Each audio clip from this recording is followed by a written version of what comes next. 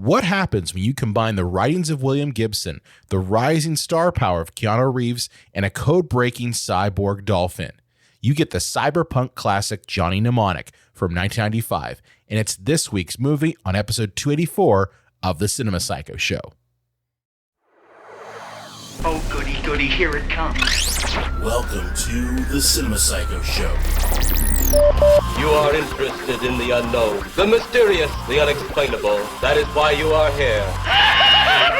Oh my God, don't stop now! With your hosts, Brian, John, and Elaine. Welcome to the Cinema Psycho Show, the madhouse for film freaks and film fans of all types. I'm your host, Brian Coddington, joined by my fellow co-host and filmmaker, John Woolscroft.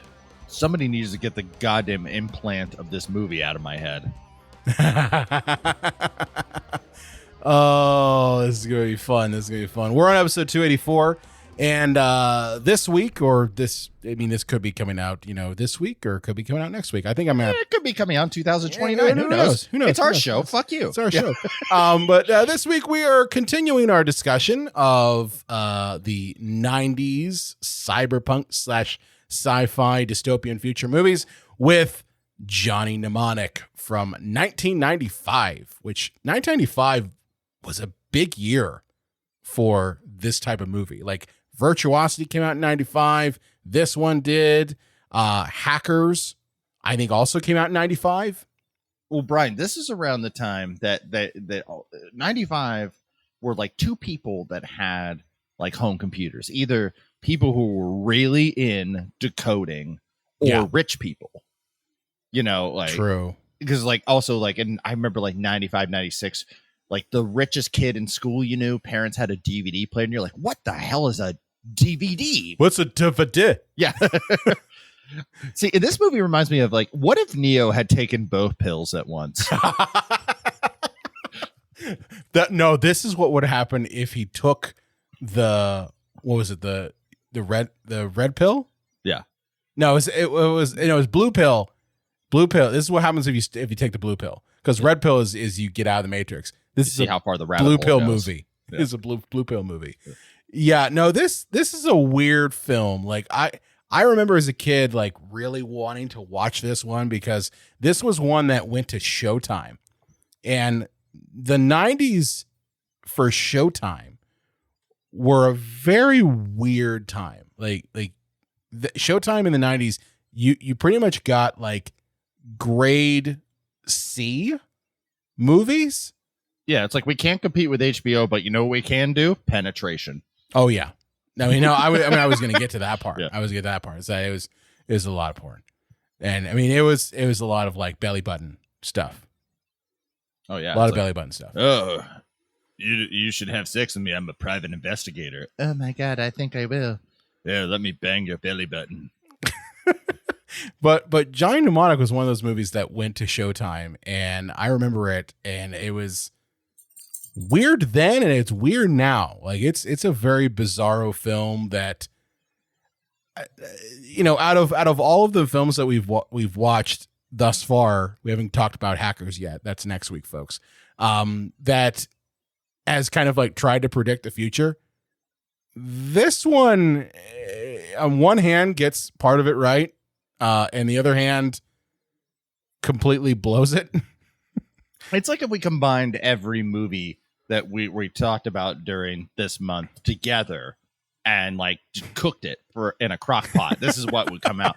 No, this movie reminds me of if you got 6 or 7 B- writers together and they were all on different drugs. Somebody's drunk as fuck. Somebody's high as fuck on the hippie lettuce.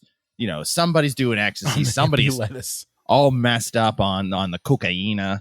And there's one motherfucker who's on bath salts, and they're all throwing out ideas. It's like, okay, it takes place in the future. Yeah, like that. And you can implant like things inside people's brains. Yeah.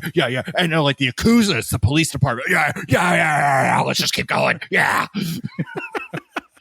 I mean, here's the thing, man. It's like this was written, at least the screenplay was written by William Gibson, who is based on his books, right? Yeah, and the man pretty much was a pioneer in cyberpunk. So you can't take that away from him. Now, do you think that maybe, John, that it's just a matter of no one knew what the fuck to do with this movie? And how do you take something that's as depth and as rich as William Gibson's writing and turn it into a movie? Well, I'm going to say this. With Jurassic Park, they brought Michael Crichton on to write the screenplay. Right. You know, they brought the author of the book in, and they brought the author of the book in to write the movie or screenplay for this. Now, I did do a little bit of research, and it turns out that after Keanu Reeves out of nowhere became like a super megastar from Speed, Yeah. they took, I think, like this movie was supposed to be like have hints of like RoboCop. It was supposed to be kind of like ironic and hip and funny. Yeah. And I think that they just took all that out. They gave a lot more money to the production, but then also said, but you got to make it more just straight action sci-fi. Oh, okay. And so the director and the writer have both complained that the studio like stabbed them in the back. Yeah.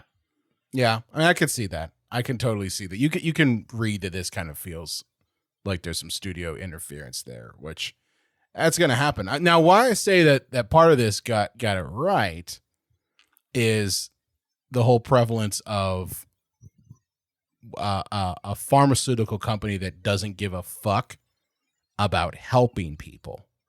But Brian, Pfizer are our friends. Johnson and Johnson are our friends.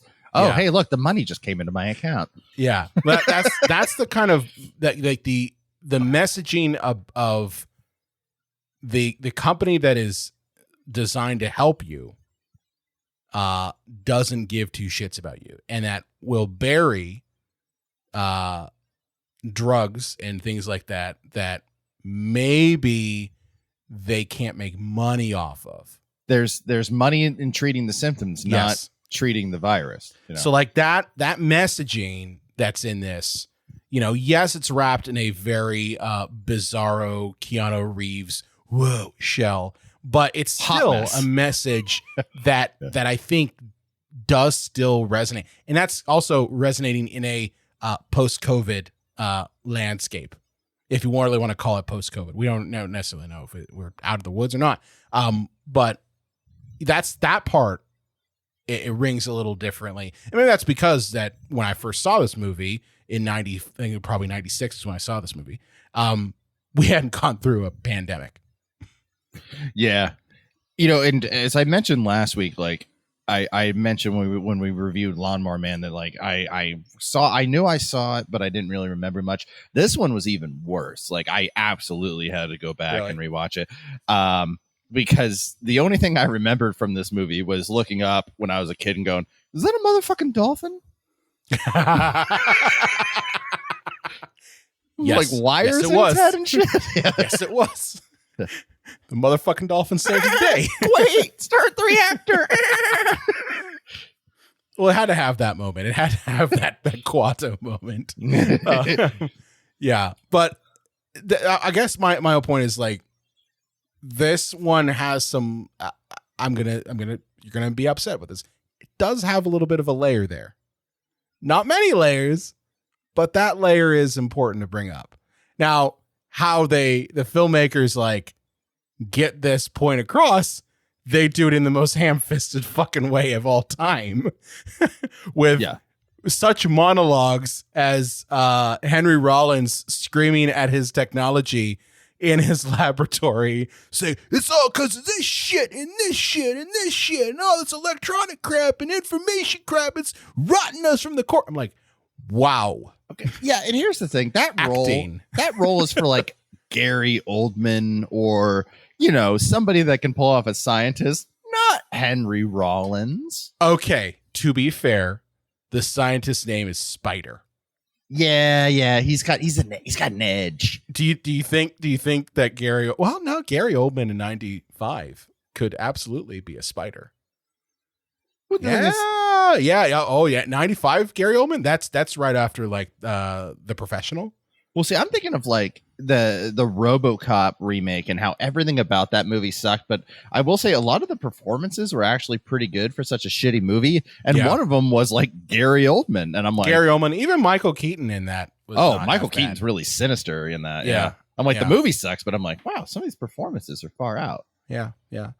But I guess my whole point is just like the way that they like gave you the point of view of the filmmaker is not exactly artful in the least. Yeah, I have a whole problem with this entire premise of this movie. It's like, we put it inside of your brain. It's like, couldn't you just hand him a hard drive? No. Hard drives can be corrupted. They can be lost. Right? Yeah, a magnet might touch it or something. A magnet might touch it. What's the yeah. It's not like a human being can die or anything like that. Yeah. like you're telling me that in this future of 2021, by the way, this movie takes place in the future of 2021, that there are no plane crashes or drug overdoses or venereal diseases. I mean, clearly Johnny has got a couple of the venereal diseases going on. The man likes living the club sandwich. He likes lifestyle. the club sandwich, high Mexican class. cold Mexican beer, and $10,000 hookers. First of all, how would you find cold Mexican beer? Well, I mean, every time I've seen I'm going back to like Once Upon a Time in Mexico, and they're asking for beer. It's like, oh, that got us some warm chango. Like, is that like that you're not gonna get that, but okay. Look, the man wants a Corona. Okay, He wants a Corona with a lime. Okay? He wants a Corona Yeah. in the middle of a war zone where there's a virus called NAS. Yeah. NAS. So to be clear here for the audience who maybe haven't seen this, like, Yeah. you transport really important information in this world by implanting it inside people's like skulls Yes. and there's like, they have a certain amount of gigs that they can use, which I bet for 95 audiences are like, what the fuck is a gig? You know? Well, they're probably just like back then. What was it? 80 gigs or 160 if he uses a doubler, which I'm like, oh, how does that work? But okay. Yeah. But yeah, 160 gigs, folks. Yeah. In your brain. But he goes to these people and it's like, oh, you have like, we know he has 180 gigs of space, but he ends up taking something that's like 360 gigs or something around there. Yeah. And he's like, yeah, no problem. Whatever. I know Kung Fu, and and the fucking idiot, like the whole entire movie's like, I need to get this out of my brain so I don't die, dude. But you knew. Yeah. And I'm like, I have no sympathy for him whatsoever. It's really hard to find sympathy for Johnny in this one. I mean, I guess he like needs but it doesn't even seem like he needs the money. He's like living in this posh hotel with like hookers and like champagne on ice. Like, so it's not like he's struggling. Well, I get the vibe that Johnny wants to like get his implant like fixed. Like he doesn't want to be a mnemonic courier anymore. Right. That's another thing too, is that like, if you are one of these people that transport this information in your head, you have to like temporarily give away a part of your memory. Yeah. And so like he kind of like took childhood from baby to like probably 15 and just side shelved it. Oh no, I mean it sounds like he took childhood all the way from like baby to College. 20. Yeah. And said, I don't need that. Which to be fair, like I could afford to lose high school years. I could lose high school years. I'd be fine with that. You take all that. Gone. I'm fine with that. That's cool. High school years, I'll get rid of them. But does that mean he also doesn't remember how to like tell time or read or do math? Well, I think it is long-term memory. Like he says, like specifically like your 5th birthday, or yes. that when you got the Sega Genesis or something. Yes. Yeah. Yes. Not like he can still do simple algebra. Yes. Okay. Like it's mostly just that long-term memory, his long-term RAM, if you will. That's what they dumped. But like, I don't know how you restore that. Like, how do you get that back? It's one of those things that like, if you're along for this movie where it's this dystopian Wish.com Blade Runner, Mm-hmm. where, you get implanted things in your brain and you're this courier of information that like, yeah, they can keep your memories on ice. Sure. I mean, I've gone this far. Well, I was going to say, does that mean like Udo Kier has like a little jar in his sex dungeon that has Johnny's childhood memory like scribbled across and It's in a box in the attic. No, it's just it's next to his Dracula get up. Yeah, but no, I find it funny. He's like, I want full restoration, Ralphie, full restoration of my brain. Okay, you got to do one more job for me. Yeah, do one more job for me. Trope. It's never just one more job, and it's never a job that's easy. From the billionaire from Ace Ventura. Yes, well, he's not. Is he? Oh, he is the billionaire from Ace Ventura. Yeah. As soon as I saw him, I'm like, I forgot he did play that guy that from Ace Ventura. I look at Udo Kier and I always go back to Dracula. Nah, that's he fair. says these fucking whores are killing me. But yeah, so Johnny he goes and does the last job, and he of course comes into a hotel room where it's filled with two nerds and a gaggle of like foot soldiers. Yeah. Which I was confused because at the beginning of this movie, you're in for a ride of not a great movie. When the first like 19 minutes of this movie is just text crawl. I'm being facetious. It was like 2.5 minutes long. It's a bad text crawl. I will give it that. Yeah, just trying to explain to you the utter madness, the utter convolutedness of the world you're about to enter into while watching this movie. Is I'm like, and I don't know, maybe I'm a simpleton, but they were all Asian. I'm like, is this the Yakuza? No, we find out it's not, but no, they're in China. Like they're in Beijing. That's where they're at. Is that it? Okay. Yes. Audience, I just want to tell you, I had to like bring up the IMDb plot synopsis because like, while the key core elements are pretty obvious, he's got something in his head. People don't want him to have it. We don't know what it is. People are trying to kill him. People are trying to get it, and he's running for his life. Okay, I understand that. Almost kind of like Total Recall. Yeah. But like some of the finer details, I'm like, what the fuck is going on in this movie? I don't know what the hell you should have done 2 viewings of this, John. I have a feeling that 2 viewings would have been better for you. But yeah, he goes to this hotel room in Beijing and meets these 2 nerds who work for a company called Pharmacom. And Pharmacom is our big, evil empire corporate entity here. Okay. They make everything from Advil to probably military hardware. They probably work with the company that the shop from Lawnmower Man. They're OCP. They're OCP. There you go. Omni Consumer Products. There's a place in Pittsburgh here. So for our Pittsburgh audience, you probably have passive. You ever been in the South Hills? There's a place called Chemtech. Yes, and I've seen it. I don't know what they do there, and I'm sure they're fine people. I'm not trying to slander them, but I mean, does that not sound like the most evil corporation? Anytime that I see a company that I can't identify exactly what they do, I totally get OCP vibes.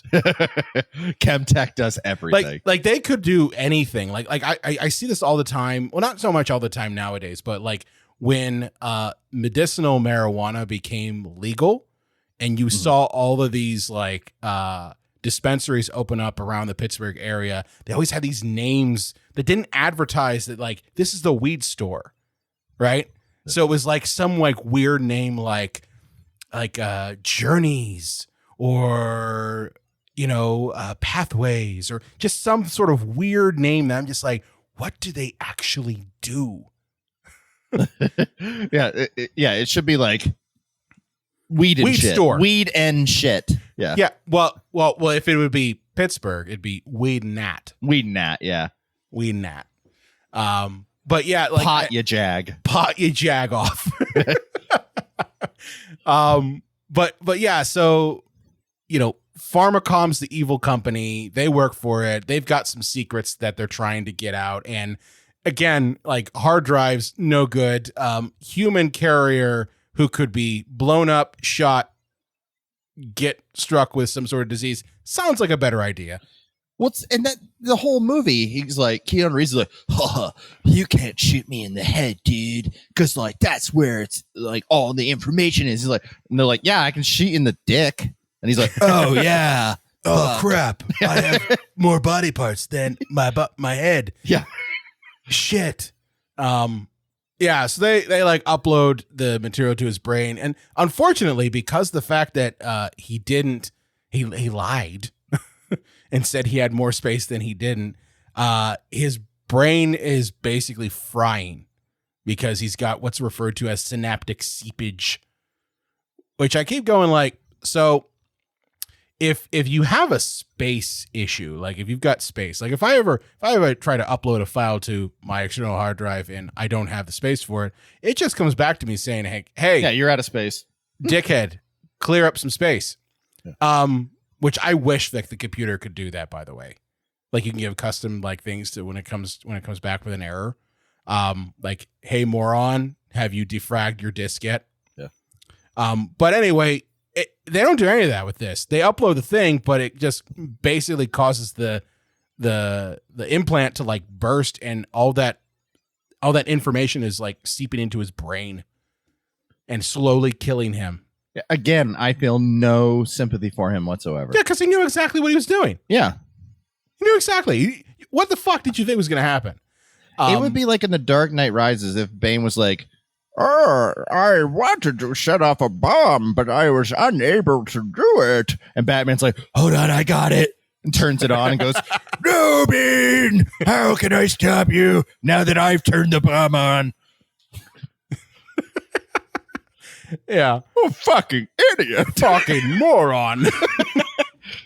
But what's interesting about how this technology works is that apparently you can't just like hook yourself back up to get the information out of your brain, because that would take too much effort and make more sense.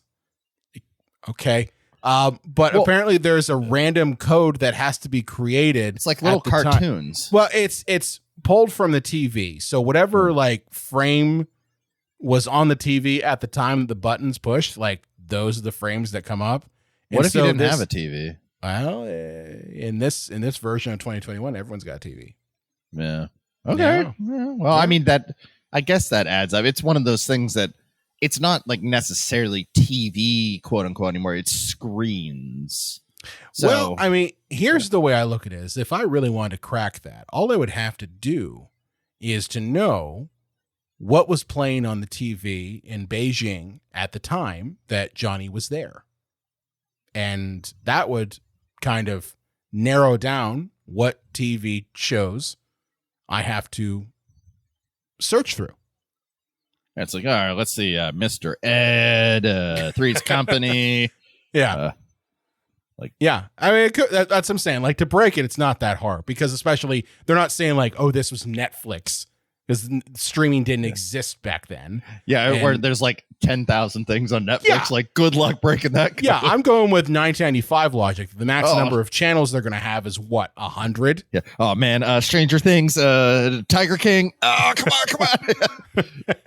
Yeah. Yeah. So the code that Johnny needs to download this shit out of his head and like save his life is 3 images pulled from the TV. Of course, it's like a shot of anime, a shot of a superhero, and then a shot of like some mystical woman that you find out later is really a ghost in the machine from a Pharmacom. ghost in the shell. A ghost in the shell. Yeah. But of course, it wouldn't be a bang bang shoot 'em up movie without a little bit of bang bang shoot 'em up. And as Johnny's like clearing off his brain and like trying to do Tai Chi to, center his skull, enforcers from Pharmacom, Yakuza. Well, no, I think it's Kung Fu. well, they come in trying to like murder everyone. And you've got, which they are my favorite guy, the police force, right? Is that? I mean, they're not a police force.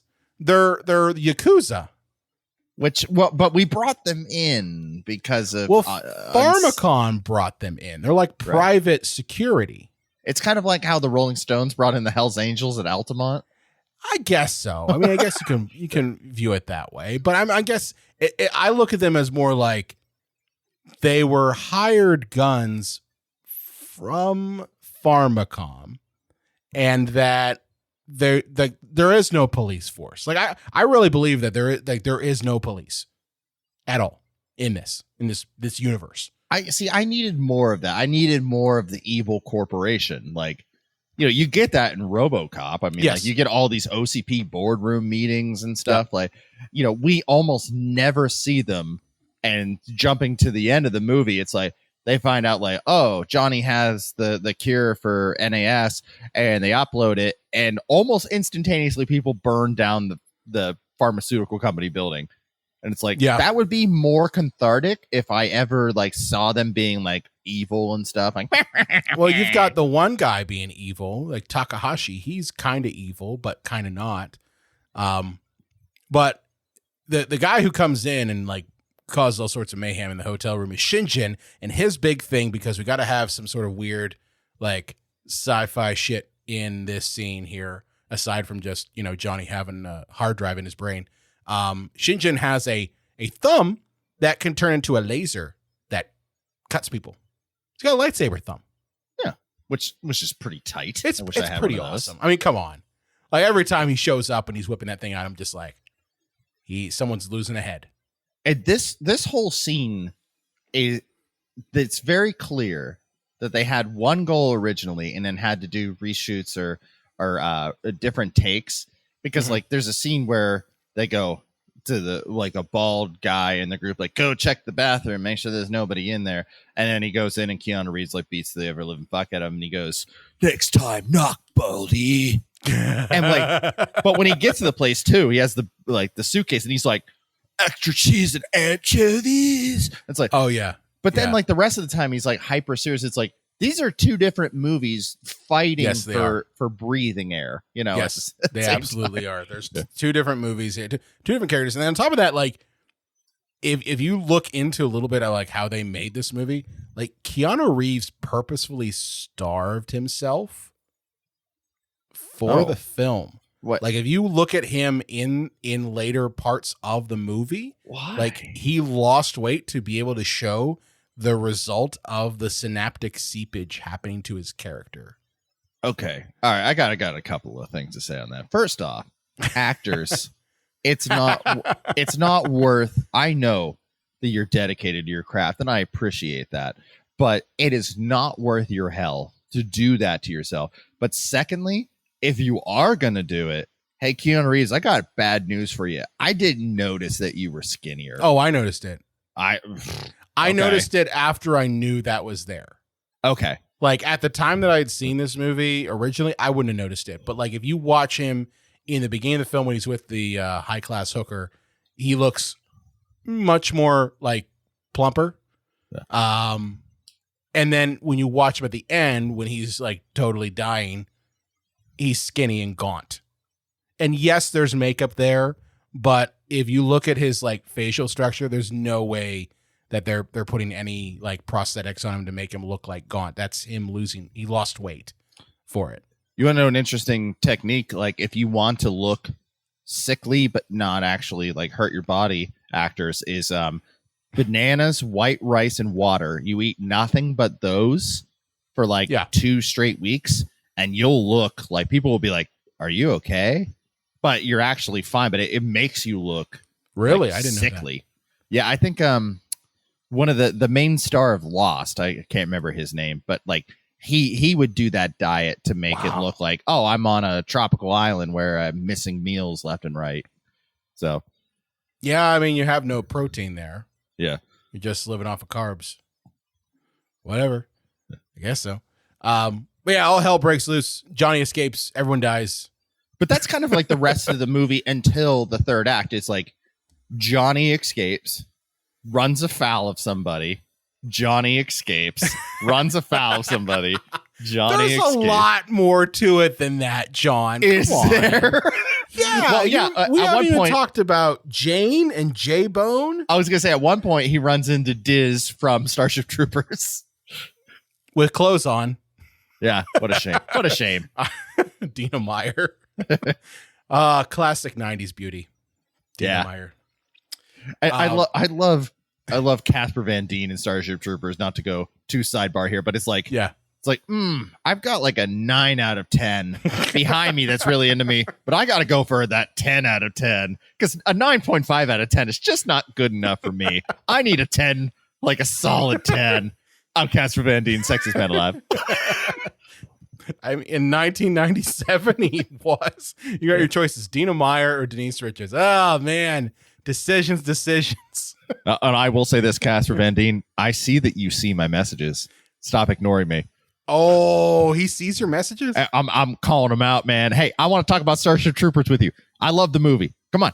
Wait, seriously, I love the movie too. I don't think we've ever talked about Starship Troopers. Did we talk about Starship Troopers? I mentioned it when we did. If we go back into the archives, and I think you probably have fixed this one. It's movies that that we love that everybody else hates. Oh yeah, I totally fixed that one. Yeah, and mine was one of them was Starship Troopers. Yeah, because it's misunderstood, completely 100% misunderstood. Yeah. Casper Van Dien, come on the show. Talk about your Sophie's choice of decisions. Dina or Denise, which one?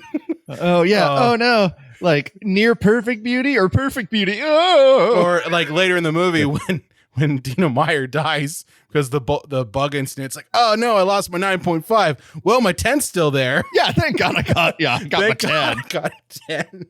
I got my 2 aces in blackjack. Yeah, that should be fine. Oh, horrible. Getting back to this, Dina Meyer plays Jane, who's she wants to be a bodyguard so bad. Like, man, she just goes to like Ralphie's club and like causes all sorts of hell and just like, I want to Ralphie's be a the guy bodyguard. that Keanu Reeves is Udo working Kier. for. Yeah. Yeah, Udo Kier. So, yeah, and she's in Newark, New Jersey, because I guess that's a free city. We don't really know what that means. What that means, because I don't know. I think what it is 5 more extra minutes. You know, here's what because the movie didn't fill it in for me, so I just kind of started to try to fill in the blanks myself. I think what that means is it's kind of like you are under the restrictions of like the government there, but you also don't have like any police force or like kind of like it's like a purge city. Oh, like okay. You can like kill people and nothing can be. There's no legal recourse of you killing somebody. The only way to like get any justice is for whoever the person that you killed, like a loved one of theirs, to kill you. It's kind of like Escape from New York, kind of. Gotcha. So you're saying that Escape from New York and this movie exists in the same universe? Hell yeah. Yeah. But anyway, Johnny Mnemonic is given sunglasses that shows him the aliens are like government officials and stuff. Oh, I'm here to chew bubble that's gum. They Live. Kick ass. That's I know. They Live. I'm just combining all Carpenter You're stuff. combining all Carpenter stuff together. Yeah. Yeah, but Jane, she wants to be a bodyguard, but unfortunately she has NAS. She's got what's referred to as the black shakes. Now, NAS is basically like a nervous system condition. Like it basically makes you have seizures and your nerves go all nutty, and like it's not a good thing. And yeah, that's really all we kind of get about this particular disease. It's like cyberpunk Parkinson's. Yes, and it's explained by the greatest doctor of all time, Dr. Spider, that apparently it's caused by technology. That us being surrounded by all sorts of technological shit has destroyed our DNA and destroyed our nervous systems, and that's what causes the black shakes. So it doesn't really tell me much of anything. Dr. Spider. Dr. Spider. The day before I got married, my groomsmen took me out to a strip club, and the 2 people in front of us went to the bouncer, like, or to get in the door, like, hey, we know Spider. And they're like, right this way. And so we all kind of looked at each other. Did you actually know a guy named Spider, or did you just make it up? No, the people in front of us that weren't with us, they said, we know Spider. And then so they got like sent to like a cool part of the club, and we kind of all looked at each other. And when the guy got back, we're like, yeah, we know Spider too. And he went, motherfucker, you don't know Spider. It was but I realized Dr. there Spider. probably was no Spider. It's probably a code word, right? To get into something. Well, you said we know Spider too. It probably was we know Spider. That was the code word. Yeah. And we're like, yeah, we know this, Mr. Spider. Doctor Spider. Dr. Spider. Yeah. Yeah, but Dr. Spider, played by Henry Rollins. Great actor or greatest actor? Oh my God. I gotta talk about Henry Rollins for a minute here. So I appreciate Henry Rollins' music. I really do. Great musician. Right. He's a great musician. Punk musician, especially. And I like punk rock. So great stuff. But for fuck's sake, he's playing himself. Does he? Wait, doesn't he always though? He always plays. He plays himself. Like I don't know if we were recording when we said this, but like he plays himself in the Charlie Sheen movie, The Chase, as the police sergeant. And then he plays himself in this one as Spider. It's like you're basically a punk rocker who also has his doctorate. I mean, there are certain actors that you don't want them to step out of their, like know your role. Like you don't want Mark Wahlberg in like Midsummer Night's Dream as Puck. I'd love to see that. Hey, I'm Puck. I'm having a dream in Midsummer. Those aren't the lines. Well, what they are the lines now. Yeah. Oh, look at this. Somebody time traveled me a Wahlburger. No. Well, I just like every scene that Spider's in is just Henry Rollins screaming. Yeah. Like he's talking to Johnny, like screaming at everything. He's just extreme. Now, I know it's 95 and the world was extreme in 95. Okay. Extreme. Everything was extreme. I mean, this is pre the Surge Wars. Remember the Great Surge Wars? The Great Surge Wars. Yes, I do. Lots of good men in the Great Surge Wars. Oh, so many couches and dumpsters. Damn dudes took everything. Rolled through town, emptying out complete convenience stores and nothing but MDK, all that shit. But yeah, Great Surge Wars. But anyway, yeah, it's before it got extreme. But like Henry Rollins is just screaming at Johnny at everything, at every turn, every time he's talking, it's a scream. And I guess that's his speed, is just screaming. But it doesn't really communicate to me, doctor. Oh, well, no. Heavens, it's like he went to the Jack Nicholson School of Acting. Yeah. It's like, just play yourself. That's it. Don't stop now. People are like, hey, wasn't that in the opening? That was in the opener. That was in the opening. Yeah. But yeah, no, this whole movie, you keep saying I'm simplifying it, but it's Johnny go to place A to have thing take out a brain, gunfire, yes. Johnny escape. Johnny go to place B to get thing out of brain, yes. Gunfire, Johnny escape. Yes. I mean, that's pretty much the movie. The movie, yeah. I mean, it's very much just like virtuosity, It reminds like the first, like after the first 15 minutes of text crawl, I should say. Like the first 15 minutes is kind of intriguing, and the last 15 minutes is intriguing. But the the other 90% of the movie is just get this out of my brain. Sure, we can probably do that. Oh no, gunfire, bang, bang, bang. Or it's sure I can do that. Oh crap, I actually work for Pharmacon. I want to chop your head off and put it in a cryogenic cube. Yeah, like that's what he wants to do. If we compared this earlier to Total Recall, and the fun, interesting thing about Total Recall is that there are plot advancements. Yes. Like you start to learn more things about the mystery of Doug Quaid. Yeah, and but this movie is just missing that. It's okay. He has this thing in his brain. He idiotically put more into his brain than he can handle. He needs to get it out, and people want him dead or trapped to cut his head off. And there's no kind of like cool plot twist, and you or also more information learned. And you also really don't like him. Like he's not a likable character. No, he's either a robot or a snarky fuck. Well, like his moments that stand out when people talk about Johnny Mnemonic, there's two moments that really stand out. Okay. Is one, him screaming at Jane that he needs a computer. I need to get online. Yeah. I need a computer. Acting. Yeah. Okay. People are like, computers? Yeah. So they hit up like a Best Buy and, find a bunch of computer shit. Circuit City. It's 95. It's 95 at Circuit City. And then the other scene is when he's flipping out because it's that moment in the story when the main character is like had all they can take, and it's before they decide to like do the right thing that they have that. It's a Team America scene where it is. He's like, my acting got people killed. Yes. It's the all is lost scene. I think that's what it's actually called. At the end of the second act, the all is lost moment before the third act really. Yeah.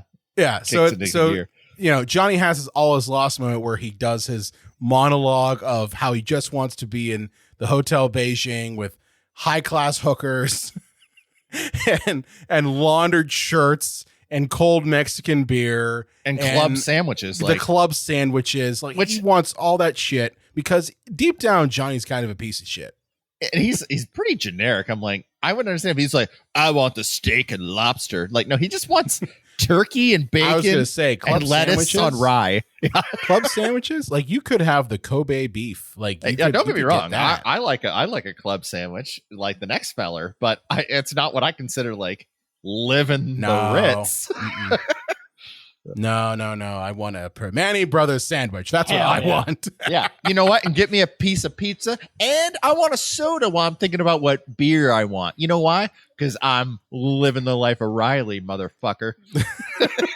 It just reminds me of Demolition Man, where Dennis, what's the hell is his name? He's the guy who, he's the I'm an asshole guy. You know what I'm talking Demolition about? Man? Yeah, from Demolition Man. Oh, Dennis Leary. Yeah, yes. Dennis Leary. Now I know what you're saying by I'm an asshole. Yeah, when Dennis Leary has his speech about how he just wants to be covered in jelly and run through the street, and he buckets and buckets of fried gravy fries. The screenplay said Dennis does Dennis. Yes, Dennis does Dennis. Oh, okay, I got you. Dennis does his shtick. Yeah. Also an actor who's played himself.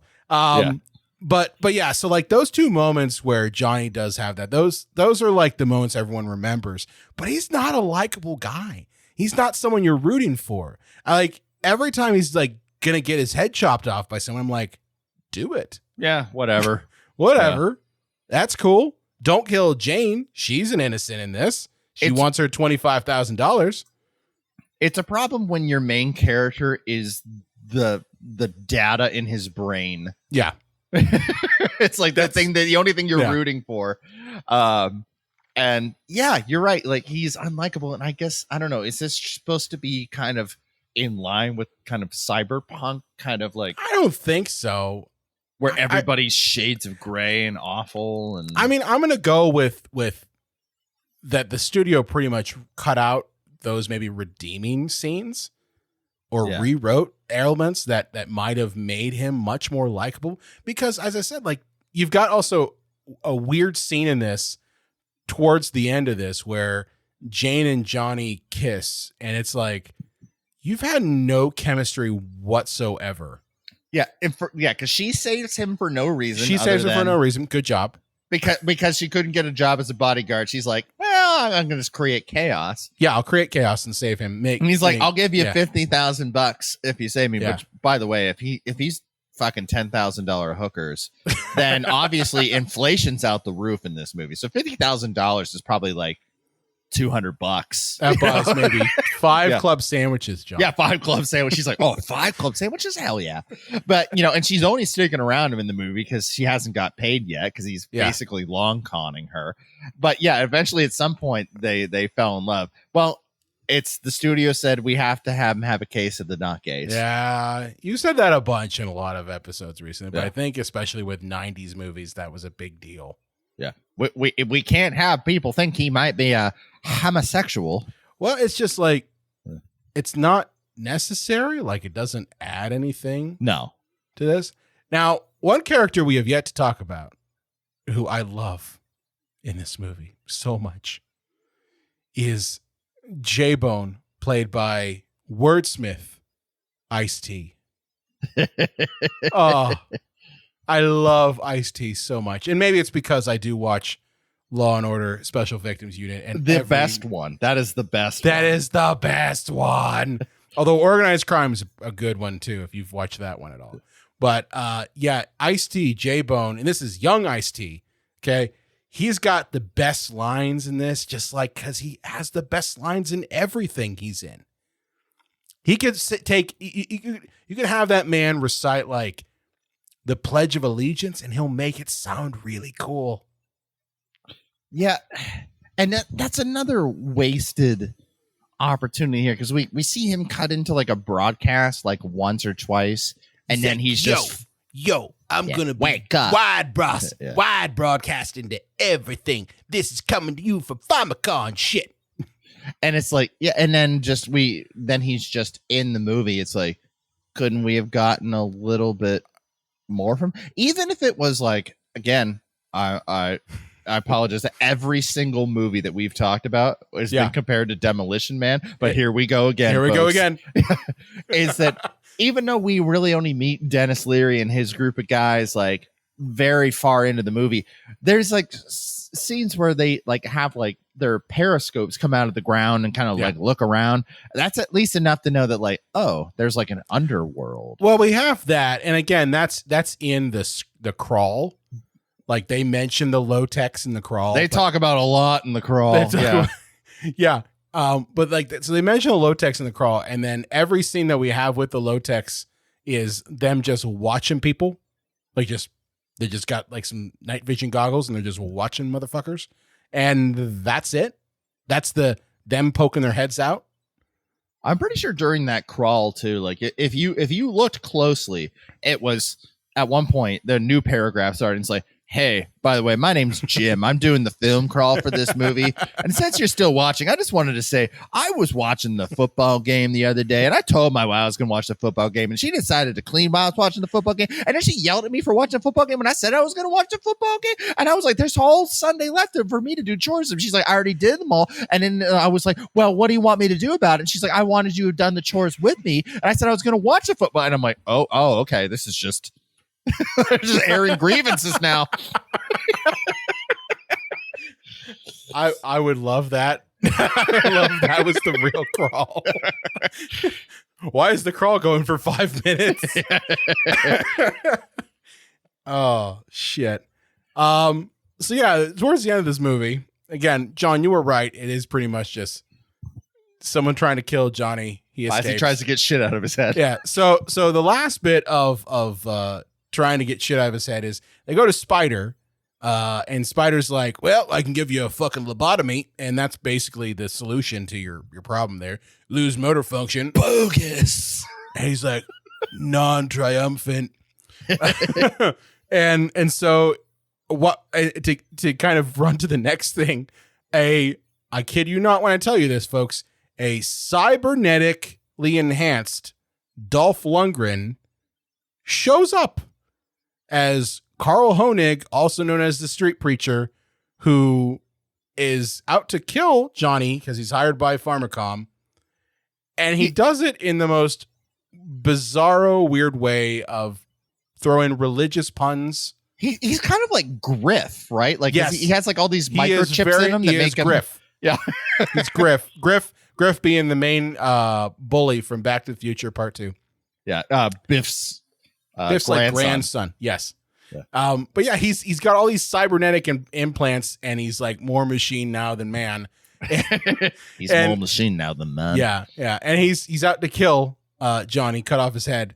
So, but he kills Spider. So bye, Henry Rollins. You got one last scream in, and tells him to go see Jones, and we don't know who the fuck Jones is. Like we're like, well, who is this Jones character? Well, it turns out Jones is a fucking dolphin. Okay, and he's at the LoJack's headquarters. I'm just gonna say this: if this movie had been good up to this point, I would have been like, "Oh no, you ruined the movie." But the fact that this movie sucks, the fact that like Jones is this hyper intelligent dolphin with wires coming out, I'm like, yes, this movie has been redeemed. There's a hyper intelligent motherfucking dolphin. Yes, thank you for leaning in to the utter absurdity of it all. I mean, what else was it going to be? Did you think it was going to be a person? Do you think it's going to be a person? Let's someone in that much mystery? Do you think it's really going to be a person? If you got your bingo card and you have Total Recall on it, again, you just won, because here I'm going to mention it again. When you think of Quado, like it's like it lives on someone else's body, but like I buy that for some reason.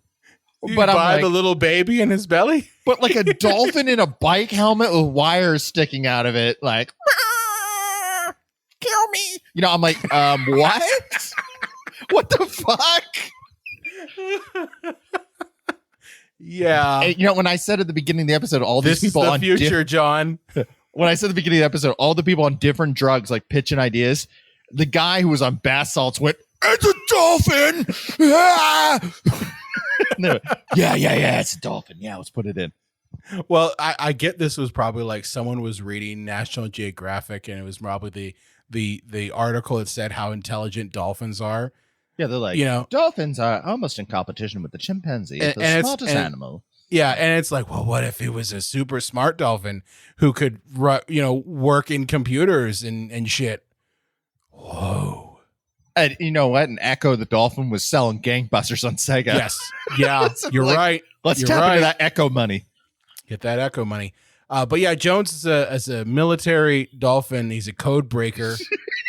It's a military dolphin. Brian, what are we doing with our lives? Oh, I don't know. Man. I'm here for the ride, man. And that's where I'm at.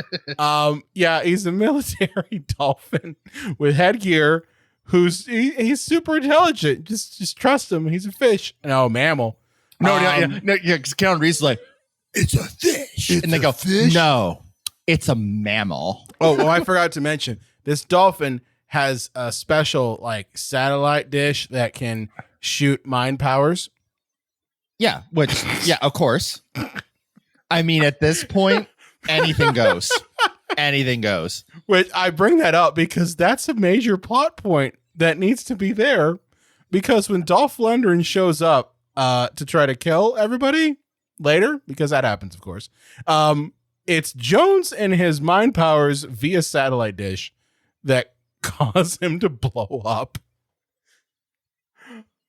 And then after This is in the movie, folks. and after Dolph Lundgren blows up, the dolphin like rubs its fins together and goes, and that's the end of that chapter. At least I'm pretty sure. And the dolphin looked right at the camera. I'm pretty sure that this absolutely. happened. This absolutely happened. Broke the fourth wall. I didn't make this up.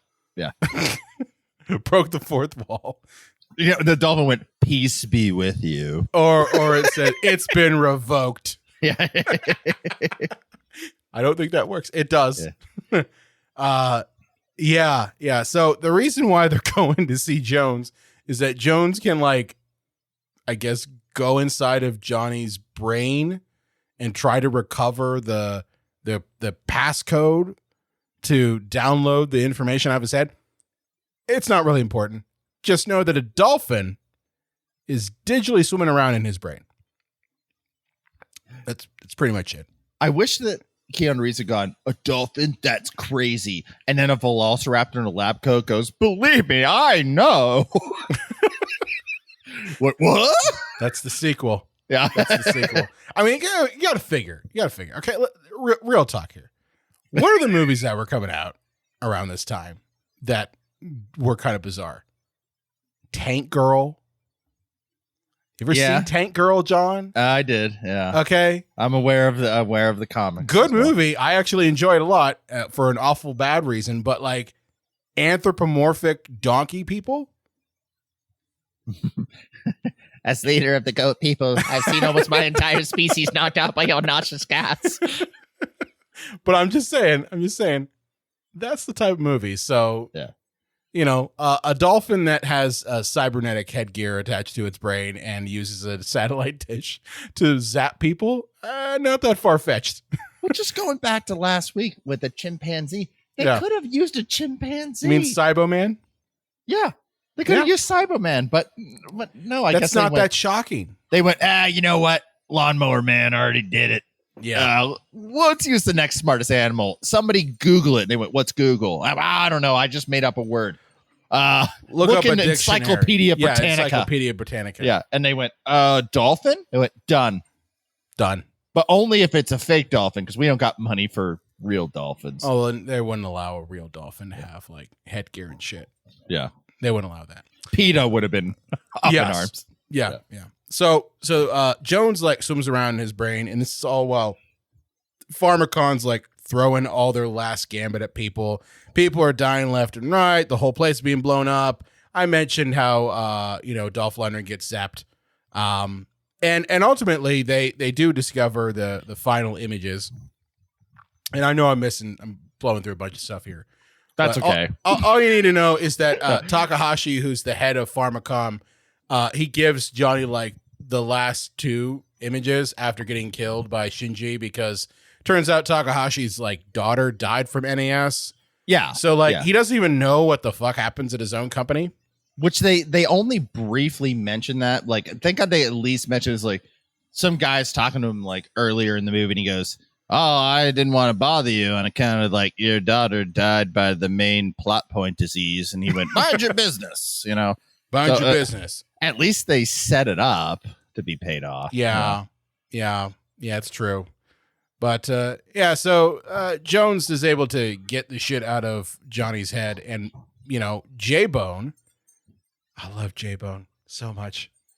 He broadcasts it, or wide bands it, as he calls it, wideband, out to the world, which somehow causes Pharmacon to blow up. No reason. Immediately. Like immediately after.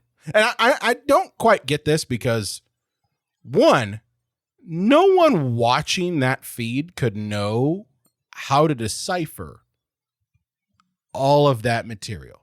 And he even tells them to get your VCRs and tape this shit. Whoopsie. So like, yeah. All right. Okay. Like, again, like, how are you going to be able to decipher it? But not only immediately do people know, but they also are all just happen to be hanging out outside of this company to burn it to the ground. Yes. It's like the villagers with their pitchforks and flaming, things like that. It takes them at least a minute to get to Dracula's castle. This kind of reminds me of that scene at the end of the movie Equilibrium. You ever see that? Yeah. Where after Christian Bale kills everybody, spoiler alert, the whole like society starts blowing up because a group of 10 people escaped. Like, you see fires all over the place. It's like 10 people caused that. Here's the only way I can describe this: the movie needed to be over. Yeah, we need to have a shot to end on. That's what it was. Yeah, the green screen shot of Diz and Theodore really Logan, bad green screen, by the way, making like smoochy smooches like in front of a burning building. By the way, like, is he? I'd be like, look, I know we're in movie love now, but like, you're still gonna give me that $50,000, right? Oh yeah. Don't think that your dick is gonna make me forget that you owe me money. But I know kung fu. Yeah. Oh, I don't think that's gonna pay $50,000. I also know Tung Fu. I know. Oh my God. I know Kama Sutra. And I might have 20 venereal diseases. I am an FBI agent. I love Keanu Reeves. Like, I really do. Like, I know we jag on him all the time, but like, I really enjoy him as an actor, especially in like John Wick. Like, I really do. I really do like him. I think that he seems like a wonderful man. He's probably the nicest man in Hollywood. Yeah, he is. But having said that, I think he's a horrendous actor. I would say he's earlier roles not that good, but he has gotten better. I mean, it's a bad sign when his best performance is Theodore Logan, Esquire. And because he's playing a fucking idiot. Oh, come on. I'm not saying he's an idiot, but like, it doesn't, I don't know, maybe it doesn't take as much skill to play somebody who's dumb as compared to somebody with nuance. Like, oh, come on. I disagree. That's a good role, but I wouldn't say it's his best role. I don't know. It's the only time I've ever bought his performance. No, fair enough. You didn't buy his performance as Baba Yaga? Yeah. Baba Yaga. Although I do love The Devil's Advocate. That's a good scene. When he's that's a good movie. He's like, wait, where's his bed? And they go, well, he doesn't sleep. And he goes, where does he fuck? And Pacino comes in. Pacino walks in and goes, everywhere. Well, one, you're not putting the southern twang on that. You know, like he had a twang going on during that whole thing. Well, where does he fuck? That's what it was. So the Florida southern twang. Yeah, see, shit. he's got range. He's got range. He has range. Yeah. He has range. But yeah, that's Johnny Mnemonic. It's a movie. I'll give it that. You know, I know the people listening to this will say, "Oh my god!" Like they implant things in people's brain and the yakuza and dolphins and stuff. Dolphins. It's not as batshit fun as we're making it sound. It's actually a fucking slog to get through. I disagree on that front. I don't think it's a slog. I think just like with all of the movies that we've talked about thus far for 90s cyberpunk sci-fi month, they're movies that are just weird. They're just fucking weird. They're weird movies. And you kind of have to know what you're getting into to enjoy them. If you're expecting some high art shit, this ain't there. If you're expecting something that has like taken the time to explain elements of this world to you, it's not there either. If you want to see just a nice bang bang shoot 'em up sci-fi movie, this is probably fine. Well, see, Brian, that's my biggest issue with this movie is that just on a technical level, I know that they probably didn't have the budget of, say, a Blade Runner or a Batman 89, but like if you look at this on a lighting level, there's nothing unique or interesting about the lighting. And if you look at the sets, it's like Blade Runner through Wish.com. Ah, yes. The garbage scenes. Like every scene has garbage just thrown around. Yeah, it's so crappy. It's like, you know, the biggest problem with like a lot of these movies when they're like, oh, the CGI isn't very good. It's because a lot of these big studio tentpole movies is that they make these companies, these visual effects companies, compete with each other until the point where a company has lowballed their price so much that they can only do so much with how much they've been paid, or because we want this contract, so we're gonna only ask for a third of what we deserve in order to get the contract, but they're gonna get a third of our skill level.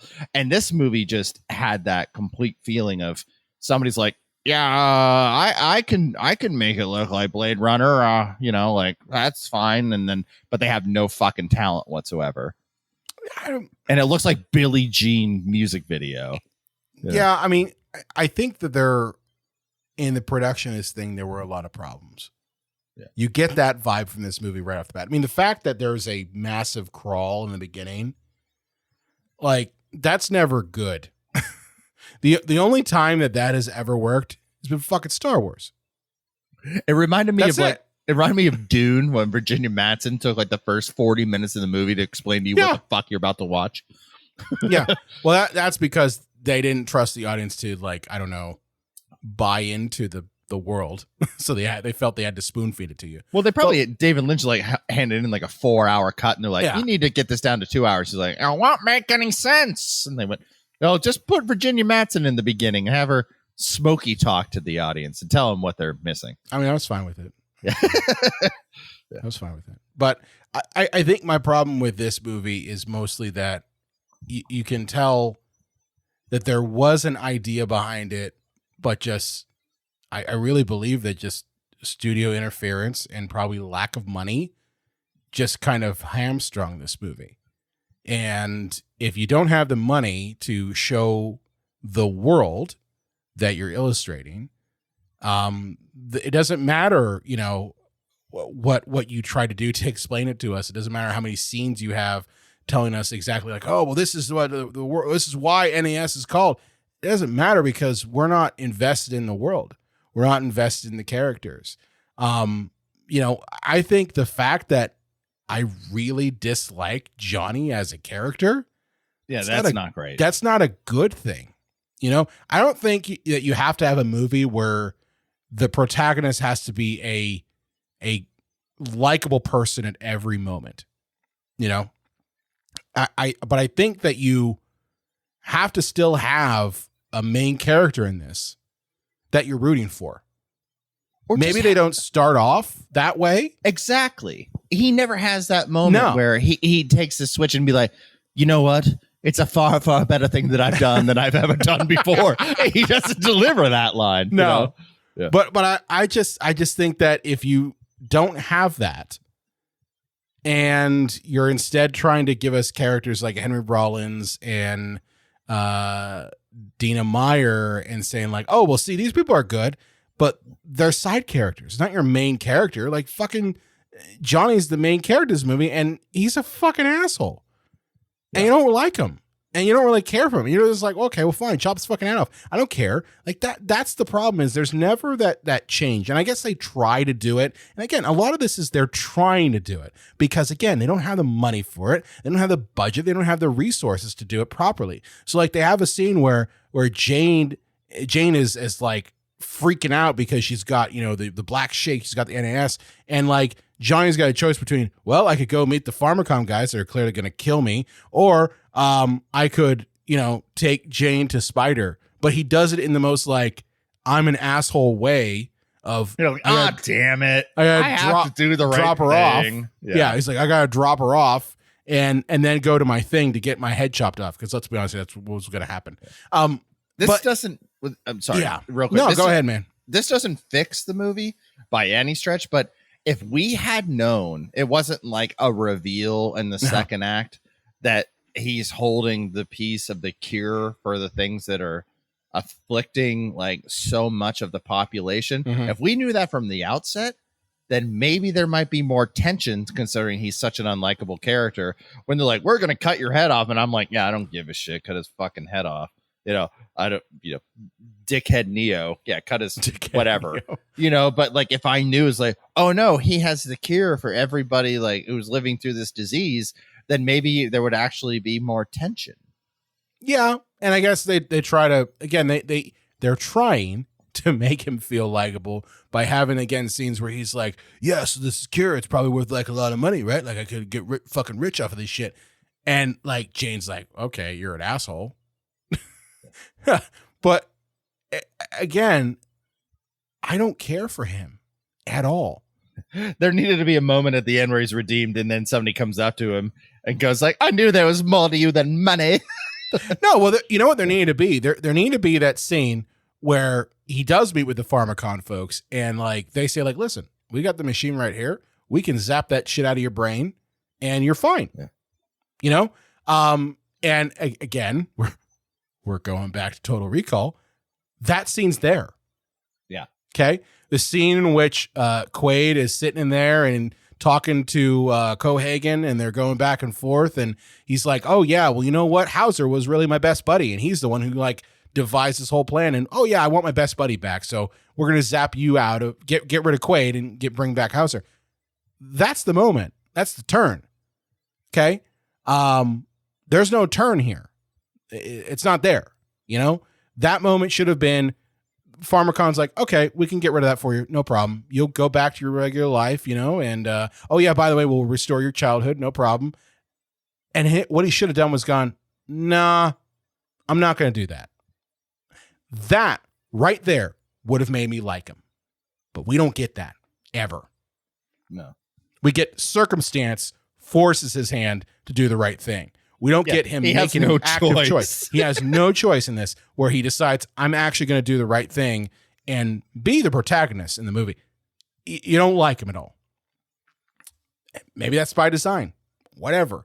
But I think that it's hard for an audience to really get invested in a film if you can't get behind a character. Yeah, it's like if a character was given an option like, you can have chocolate cake. Oh, sweet. But we get to shoot this child in the head. It's like, oh, wait, I don't know about that. Well, what if you don't shoot the kid? Then you don't get chocolate cake. Oh, man. This movie, it's, hey, we're going to shoot this kid in the head. Uh-huh. And you get to eat chocolate cake. Oh, okay. And he's eating chocolate cake. He goes, hey, you know what? Maybe you just shouldn't shoot the kid. And they go, good point. Good point. That might be a TikTok right there. Oh, man. Well, Sean, what are your final thoughts on Johnny Mnemonic. Hot mess. There you go. This movie is a convoluted hot mess, top to bottom. Too many things going on, but not enough revealed. I would like more of Ice-T's character. I would like more of the corporation. I would like to see more of what the disease is doing to the population. But I mean, for all this stuff that is just in this movie, it glosses over all of it just so we can watch Keanu Reeves like run away from bullets. So yeah, it's just a hot, convoluted mess that seems like there are good ideas in there. Yeah. But you know, it's like you made a delicious meal, like a 5-course, you know, $100 thing at a restaurant, and they went, let's cover it in nacho cheese. Like, no, stop. You had something. You made a delicious meal and then you decided I'm going to dump a whole bunch of salt. Yeah. It's exactly. like, why? Yeah. I mean, for me, it's a fun watch, not nearly as fun as, say, Lawnmower Man or Virtuosity by any stretch of the imagination. But I mean, this is a movie that, you know, take it for what it is. If you like this sort of movie, you're going to have fun. But it's not, I don't think it's nearly as entertaining as some other ones in this particular genre. It's just not. And I mean, as I mentioned, you know, before, it's really hard to get into a movie where you're like, I don't really care for the main protagonist who's in every fucking scene. Yeah, he's in every goddamn scene. Johnny is in every fucking almost scene. every scene. Yeah, every fucking scene. So I mean, the CGI in this is pretty much paint by numbers for the time being, just basically the same as what Lawnmower Man was giving out. Oh, we didn't even mention that. We didn't mention that. The beginning of the movie, it shows like this horrific, 16-bit nightmare, like Sega CD looking world, and it says the internet. Yes. I'm like, what? What does that mean exactly? It means that Job won. Yeah, right. Good job. It means Job. that Job completely turned the world into cyberspace. Okay. That's what it means. But I mean, you know what? If you're a Keanu Reeves completionist, watch Johnny Mnemonic, but then don't watch it ever again. Yeah, one time's enough. Just see the dolphin and let that resonate dolphin. In the your brain dolphin's forever. the highlight of the movie, and as well as Ice-T, highlighting everything. I mean, the drink and the man. Really, the man. I'm going with the man. Well, good talk, John. Where can they find you at on the internet? Okay, you can find me on Twitter, Facebook. Oh, I'm sorry, X. Facebook, Instagram, and Brian, do not bust my balls about the Dirty Harry episode because audience, we did a back-to-back recording here. We did. So, and I'm fucking hoping by the grace of Joe Pesci that this is Joe Pesci. Joe bless you all. That this episode, or that the fucking Dirty Harry thing is out by the time this fucking episode airs. But Brian busted my balls about an hour ago about not having it out yet. But I can't have it out if I've been recording with him. I say it with love, John. I say it with love. It's with love. I bust your balls about it. It's just because you're every episode you're like, I've got this thing called the Dirty Harry episode coming out. It's gonna be great. And I'm going, that was 2 months ago, John. And you know what? Now it's accidentally gotten so much like hype and build up that there's no way it's ever gonna live up to anything. No, we're gonna have the people who are like, I've been waiting for this Dirty Harry thing. John keeps mentioning it on every episode of the Cinema Psycho Show, and if it's not very good. Why is it only 5 minutes long? Why is it not 20? Yeah.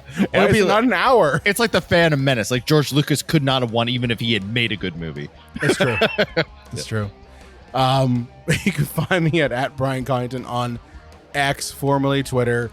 You can also follow us at Psycho Show on Facebook, Instagram, and X, formerly Twitter. I hate that, by the way. Just wanted to say that. I hate the fucking X. Fuck X you, Musk. bullshit. Fuck you, Musk. Be sure to follow us on our Discord channel. Well, not our Discord channel, our TikTok. We got Discord too, but I want to mention TikTok first. Our TikTok for our Gen Z and millennial folk. We got a lot of cool videos going up on there. A lot of clips from the episodes. But they're in video form, which is kind of cool. But not video as in like we're filming ourselves, but more like video, like I pull clips from the movie and put it up there. But yeah, follow us there at Cinema Psycho Show. Also, come hang out with us on our Discord channel. The link for it is in the description. If you want to talk to us about Johnny Mnemonic or any of the movies that we've talked about in our sci-fi cyberpunk dystopian month, come hang out with us, talk with us. On top of that, you can also reach out to us via our website, cinemapsychoshow.com, and be sure to follow us on all the audio platforms by heading over to cinemapsychoshow.com/follow. You can click there. I've literally built this particular page from the ground up so that if you don't know how to download a podcast app, you can click here and it'll do it for you. It's really cool. Yeah, Mom. Yeah.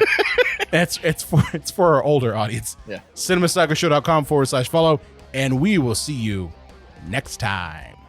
Johnny Mnemonic 2, Echo's Revenge.